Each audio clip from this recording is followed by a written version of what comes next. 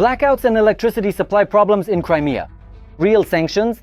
Hunting for tankers of Russia's shadow fleet in the Sea of Azov. Igor Strelkov predicts Russia's defeat. The Kremlin is afraid to switch the economy to a war footing. Meanwhile, in Ukraine, the defense forces reform continues. A long-range strike command is being established, while Russia cannot protect its own skies due to bureaucracy and post-Soviet capitalism. All this in this episode. An energy crisis is escalating in Crimea. Russians have already been sitting without electricity for hours, and this started even before the massive strikes by the Ukrainian armed forces.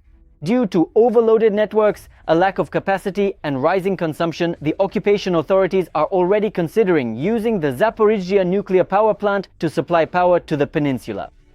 An expert will explain what is really happening with Crimea's energy system and why the situation has only gotten worse after Ukrainian attacks. It should be noted that despite the existence of the energy bridge, the electricity supply to occupied Crimea was not smooth even before the start of the Ukrainian campaign. As the publication Krim wrote back in April, realities in annexed Crimea, there is a shortage of electricity, as even the local Russian occupational authorities admit. The Russian energy bridge is no longer able to supply the region's population, which is rapidly growing due to the mass resettlement of Russians. The power grids cannot handle the load, and Crimeans are regularly left without electricity for hours because of accidents. Once again, all of this was happening before the Ukrainian attacks. In 12 years under Russian rule in Crimea, according to GUP Kremlin, 4 substations with a capacity of 110 kilovolts and 1 substation of 35 kilovolts have been built. In total, there are more than 10,000 substations operating in the region. This is not enough to meet all of Crimea's needs, admits the Deputy Commercial Director for Work with the wholesale market and electricity consumers at GUP Kremlin, Valery Sergeyev. We still have pressing issues such as the shortage of electricity in the city of Simferopol, in the Simferopol district, and on the southern coast. What is the reason for this? Intensive and productive development of Crimea, he stated at a briefing in Simferopol. The population of Crimea has grown significantly since 2014 due to newcomers from neighboring Russia, the Russian head of the region, Sergei Aksyonov, previously stated. According to him, Crimea is comfortable for those who like warm weather and for those who have health indications. Despite the existing overload of power grids in Crimea, land plots allocated by the local Russian authorities for residential construction to participants of Russia's full-scale invasion of Ukraine continue to be massively connected to the electricity supply. We are talking about more than 5,000 plots, the electrification of which is a priority issue for Kremlin, as they stated at the time. These plots are scattered almost all over Crimea, Valery Sergeyev clarified. In the current situation, Crimean energy workers are essentially trying to manually balance the power system in order to prevent overloading the power grids. There are regular emergency power outages in Crimea, the publication reported. Even resort regions are left without electricity during the summer months. Kremlin regularly reports emergency power outages in Feodosia, Alushta, and the Bakhchisarai districts. On April 22nd, due to an accident on the networks, part of Greater Yalta was left without electricity. On the 16th, more than 30 streets and Dhaka settlements in Feodosia were left without power. Simferopol and the Simferopol district are regularly left without electricity. And all of this, I remind you once again, is happening before the current Ukrainian campaign. Sergei Aksyonov previously assured that there is no energy shortage in Crimea, so there would be no rolling blackouts or electricity supply schedules in the region. But this past winter, such schedules were in effect almost throughout the entire peninsula, since the Crimean power grids could not handle the load. Within the Russian expert community, there is discussion about the possibility of covering Crimea's energy deficit using the capacities of the Zaporizhzhia nuclear power plant, which was occupied by Russian forces during their full-scale military invasion of Ukraine. That was back then, before the strikes. When the Zaporizhzhia nuclear power plant reaches its design capacity for operation and electricity production, it will be able to fully supply the so-called historical regions. This is how Russia refers to the occupied regions of Ukraine. There will be a surplus of electricity there, so it will also be able to meet Crimea's needs, Sergei Aksyonov stated at the end of 2025. Russia has repeatedly tried to reconnect the Zaporizhzhia nuclear power plant to its own power grid, but so far it has not succeeded. The future of this strategic facility within the framework of a possible peace agreement between Ukraine and Russia remains unknown. And besides, let's take another look at the diagram we're already familiar with, from which it's clear that even if by some miracle the Zaporizhzhia nuclear power plant were to be restarted tomorrow in order to cut Crimea off from it and from the mainland Ukrainian power grid altogether, it would only be necessary to disable just a couple of substations. So, as you can see, by striking at Crimea's power system, Ukraine is applying the same principle as it has recently on the front lines. Identify the weakest spot and hit it regularly and intensively. Attempts to save Crimea by sea are failing. Russia's shadow fleet in the Sea of Azov is consistently sinking and oil depots are being steadily destroyed. An expert will tell you all the details. Another weak spot was discovered quite unexpectedly. In my previous video about Crimea, I assumed that the main logistics route, including for fuel, had become the bridge across the Kerch Strait, despite its instability caused by previous Ukrainian attacks. In that same video, I explained exactly how Ukraine could now destroy this bridge, and I stand by my words. But it turned out that fuel is getting into Crimea by a method previously unknown to the general public, using tankers that are loaded in Russian ports on the Sea of Azov and sail to Crimea. And we found this out when those very tankers caught fire in another video by Madhyar on July 6th. Two tankers from the Shadow Fleet, as explained by the commander of the SBS, were delivering fuel across the Sea of Azov to Crimea from the Taganrog area, each carrying 7,000 tons of fuel, the equivalent of 200 railroad tank cars. As it soon turned out, the hunt was only just beginning. Already on July 7th, Madhyar announced the Shadow Fleet is coming out of the smoke. 8 tankers from Russia's Shadow Fleet were tracked down and set on fire in a single night by the pilots of Kairos, the 414th Separate Reconnaissance Battalion, Madhyar's Birds. The battle for gasoline for Crimea in the Sea of Azov continues. The air-sea battle on the night of July 7th reached an industrial scale of catch. A school of 8 fuel tankers, 1 dry cargo ship, and 1 ferry. The fuel barges have been thoroughly damaged and are burning. Sanctions from the skies imposed by the freedom-loving Ukrainian SBS birds are in effect. All the tankers have been identified and are under international sanctions.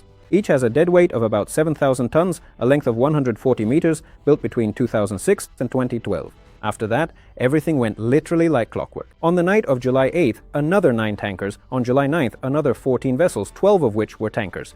On July 10th, another 10 tankers, a dry cargo ship, a ferry, and a sea tug. I have a dilemma, commented Madhyar. Does sending a tanker to Crimea temper one's courage or one's foolishness? If you've lost count of the tankers, don't worry. Madhyar himself calculated that in just a few days, 48 maritime targets were hit at the Azov branch of Chornobaivka.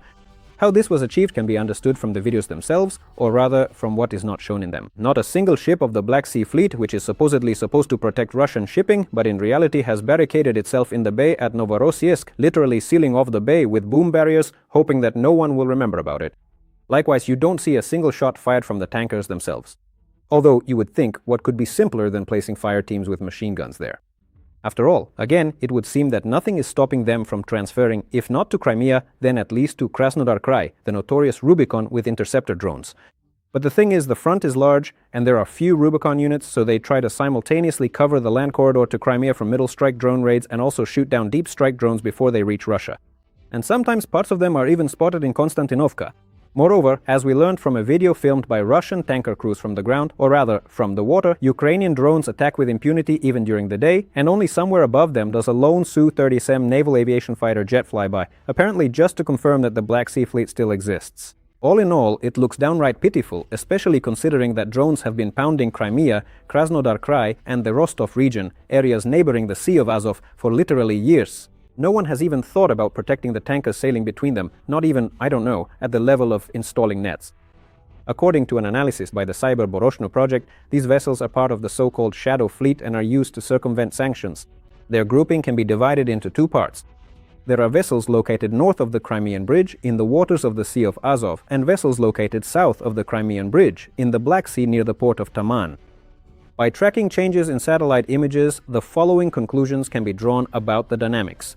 On July 1st, there were about 100 vessels in the north and 100 vessels in the south. On July 6th, about 40 vessels in the north and 60 vessels in the south. On the 8th, there were about 20 vessels in the north. One of the vessels is on fire.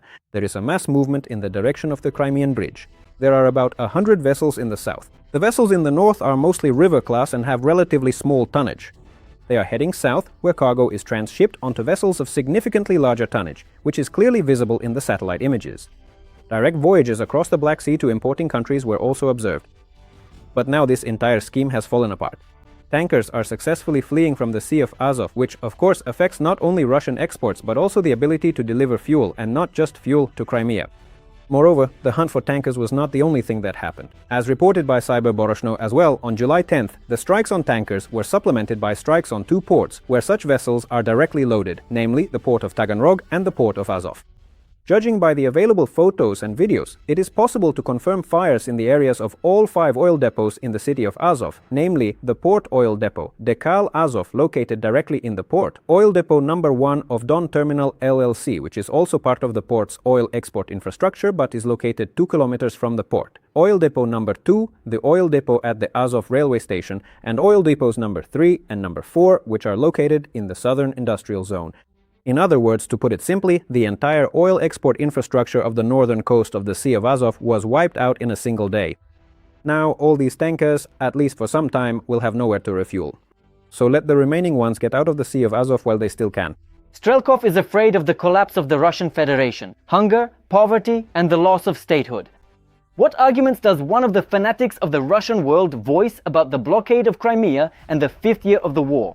What I would like to focus on in this rather hurried and hectic letter, I'm constantly being interrupted as I try to write, Strelkov writes, is the idea that lost wars and humiliating truces have led to upheavals. I'll start by saying that a breakthrough of this kind can easily be understood not only as, for example, the large-scale reforms in the Russian Empire after the failed Crimean War, but also, for instance, as the rise and coming to power of the Nazi Party in Germany led by Hitler, which was followed by the outbreak of World War II and the complete destruction of that very Germany that had made this so-called breakthrough. So, as I have written many times before, for us, defeat in this war, still shamefully referred to as the special military operation, would mean not a breakthrough, but the collapse of our traditional historical statehood, a complete or at least partial loss of sovereignty, the loss of vast and most resource-rich territories, a series of civil wars, and as a consequence, enormous human losses, not so much from military actions as from catastrophic famine and epidemics. As for such a trifle as a change of government, which is the only thing that worries the idiots in power, I don't even mention it. That is a self-evident consequence with a 100% probability. I suppose that some members of the elite imagine defeat like this. We lose in a civilized manner, give up Crimea and other new territories, pay up and repent. But our partners also lift all sanctions against us and don't come at us with new demands. And everything goes back to the way it was before 2014. I dare assure you, writes Strelkov, that in the event of a real defeat, nothing of the sort will happen. They will take everything from us up to and including our nuclear weapons and sovereignty, and then they will rob us in a way that even defeated Germany was not robbed in 1918 or 1945. And the so-called elite will be stripped to the bone as well, simply because there will be no one left to protect them. And to those elites, they are still outsiders and nothing more than a source of high nutritional value. So few will survive in terms of preserving at least a part of what they have arduously accumulated, that it will amount to nothing more than a statistical margin of error. Moreover, many will be physically eliminated, and many will lose their personal freedom. That's how it is, writes Strelkov. The latest strategic strikes by the enemy against Russia, targeting its most important military and industrial facilities, the attacks on Crimea, on infrastructure, the actual attempt by the enemy to isolate Crimea from the rest of Russia, and our unfortunately obvious inability to prevent these strikes or successfully repel them, all indicate that continuing to fight with only the Ministry of Defense against the whole of Ukraine, backed by the European Union and further the United States, is simply not possible. Now we will have to make a choice. Well, not us at least, but our beloved leaders, how we intend to go on living. If we continue in the same way as we are now, we will lose the war. There will be no compromise. There will be a shameful defeat and capitulation after some time, preceded by military losses at the front. Or we will have to start fighting with the full strength of the entire country, seriously. This will require many sacrifices, it will demand a very high level of responsibility. It will require many fundamentally new people in the highest leadership positions, because those currently in charge are clearly not coping with their duties and have already failed. All in all, it's quite a difficult choice, especially for people who intended to die in their posts and leave power feet first. However, this choice will have to be made because otherwise our enemies will make it for us. The development of Ukraine's defense sector is not stopping. See an expert's opinion on how a separate command is being created within the armed forces of Ukraine, a long-range command, as well as new rapid response forces. A command for long-range strikes against Russia has been established within the armed forces of Ukraine. The corresponding decree was signed by the President of Ukraine, Volodymyr Zelensky. The new command is intended to concentrate existing resources to reduce Russia's potential in the war. Volodymyr Zelensky said that the commander in this area will be strong and certainly highly experienced. Currently, long-range strikes against Russia are being carried out by, let's count on our fingers, the drone forces, the naval forces using Neptune missiles, the air forces with Storm Shadow missiles, the Security Service of Ukraine, SBU, Special Operations Forces, and even the main intelligence directorate, CHUR, although they are more focused on conducting missile strikes on Crimea.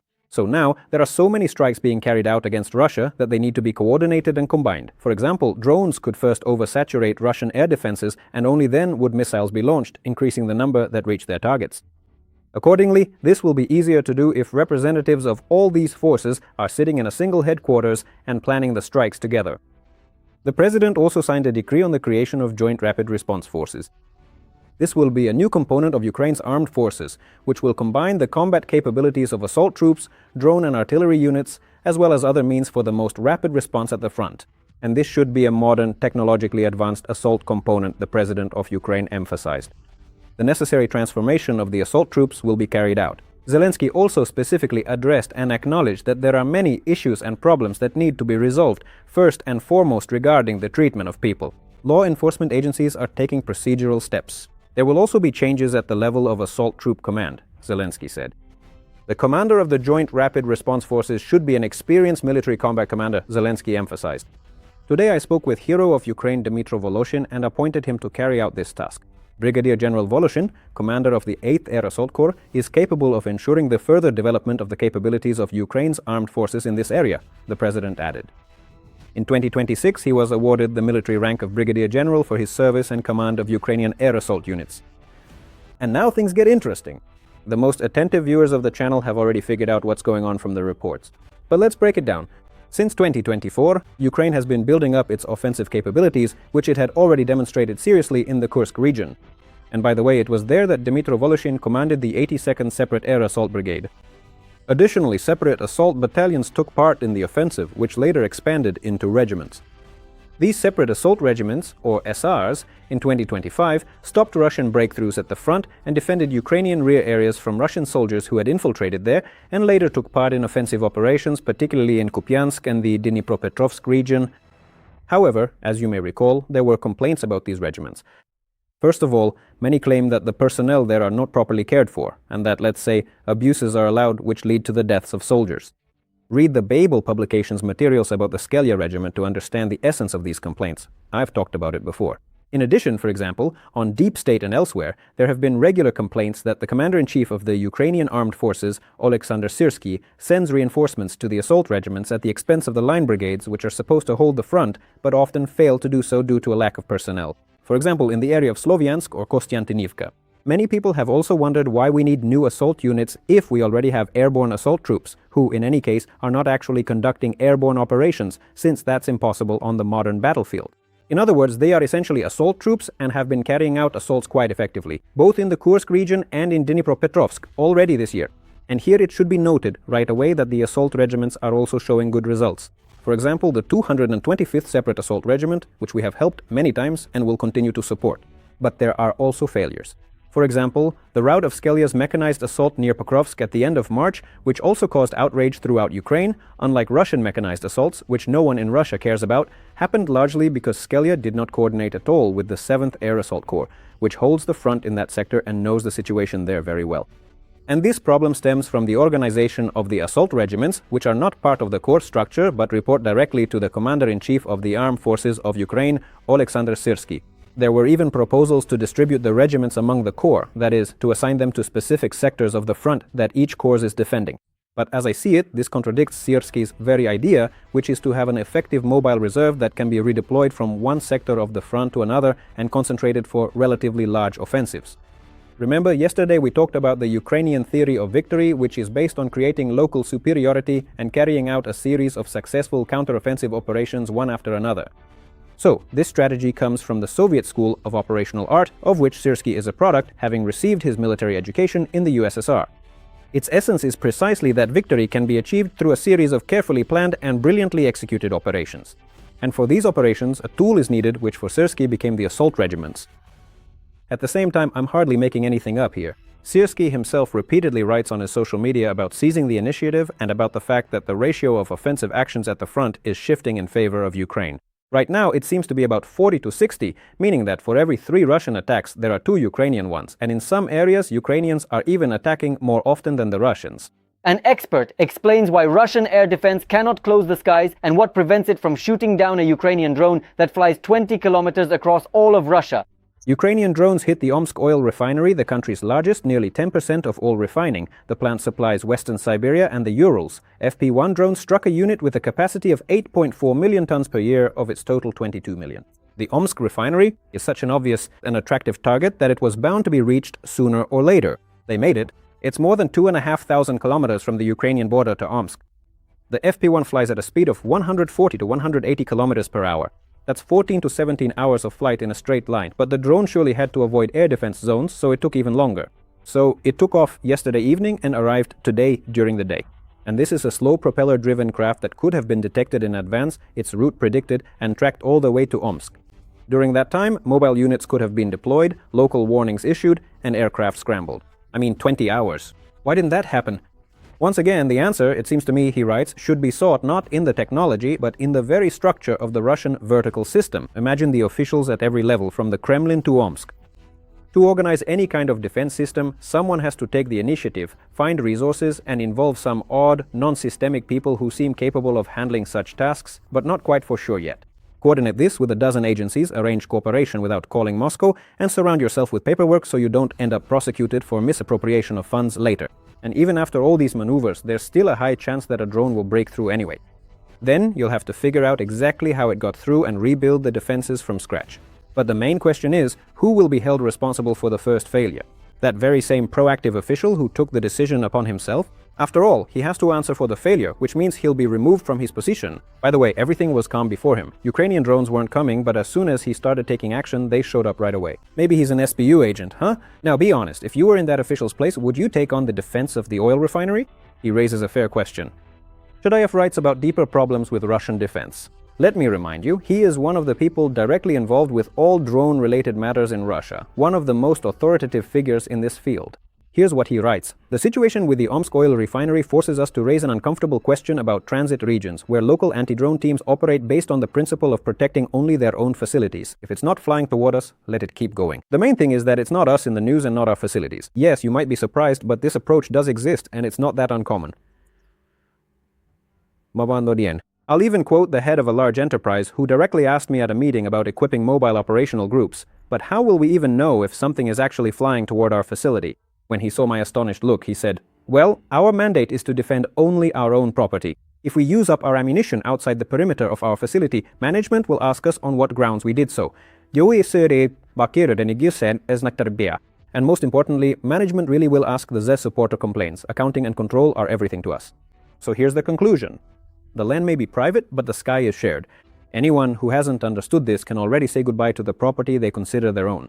Drone warfare is also about the fact that post-Soviet-style capitalism no longer works, and not because of some communist comeback, but simply because the wheel of security technology has turned this way.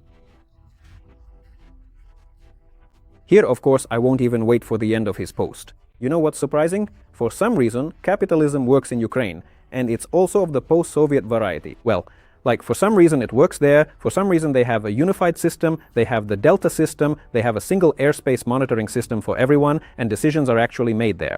Maybe it's not about capitalism, maybe it's about some particular jerk.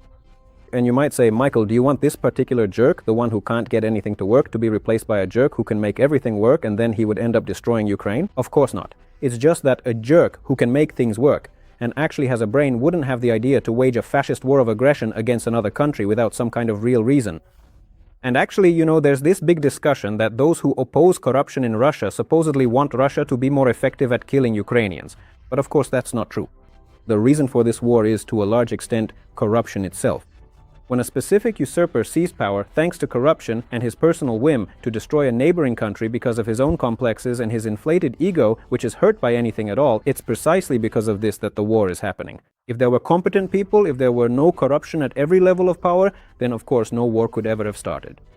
But let's continue with Chadaev. Let's remember another rule of drone warfare. The shore is usually defended from threats coming from the sea. The sky is the sea above.